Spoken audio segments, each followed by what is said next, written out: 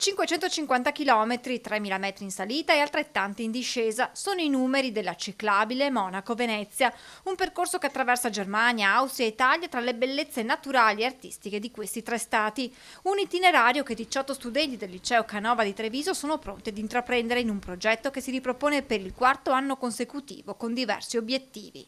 Uno di questi è provare anche la fatica fisica come messaggio pedagogico, per i ragazzi di oggi, e poi soprattutto scoprire delle bellezze naturali con uno strumento che è la bicicletta, con un mezzo di trasporto che è lento. Due i gruppi che saranno impegnati nel progetto, che tocca trasversalmente tutte le sezioni del liceo. Un primo composto da 15 studenti che partirà da Monaco il 16 giugno e affronterà il percorso più lungo fino a Venezia. Un secondo con 5 ragazzi che percorreranno l'itinerario Brennero-Venezia.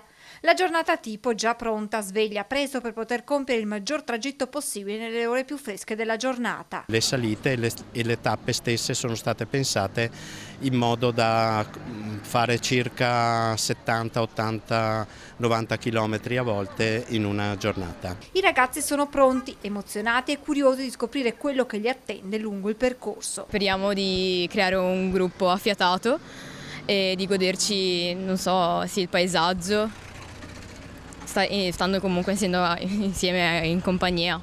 Gli studenti documenteranno le fasi più importanti del viaggio, i paesi attraversati e le persone incontrate in una sorta di diario di bordo. Prepariamo un PowerPoint sui tesori del Tirolo e in pratica ci soffermeremo a fare delle fotografie del paesaggio cercando informazioni su per esempio i laghi presenti